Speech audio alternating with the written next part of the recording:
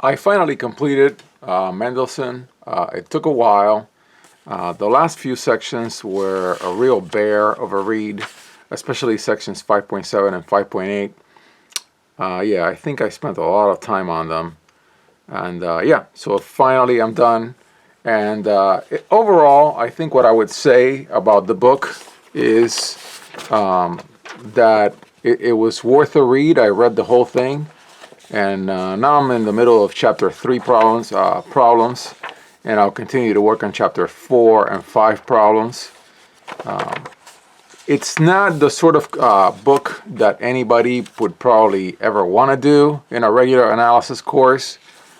It just does not fit, I think, the modern, at least the modern American curriculum, where this material is not taught. I believe, and then there's just like a few sections in the beginning of an analysis book that deal with number systems, and then you're off to the races to limits, continuity, differentiation, integration. So I really enjoy doing it. I think this is a once and done. I mean, I don't think I'm ever going to do another number systems book, and that's fine. Maybe that's all that there is. Anybody who would ever want to do one does. I have to say I love the thoroughness of the book, even though it's a Dover book, which sometimes the notation is old and it's archaic. This was not the case. I think if this book had been sold as a $100 modern book instead of a cheap Dover book, people would have said, "Oh, that's great! What a modern book!" And so the proofs are very thorough. It becomes a little repetitious, but I actually like that. And like I've said in other times, I see the book as a second proofs book. So yeah, there you have it, book complete. And so I'll just mention briefly the notes that I got for the last bit that I read. And so in section 5.7, as I was saying the last time that I mentioned this book, it's all about topology. And so various proofs about connectedness, open relative to some other set, the Heim-Borel, compactness. So all these theorems are laid out in detail, which I really enjoyed. And so, if A is connected, then its closure A is connected. Yeah.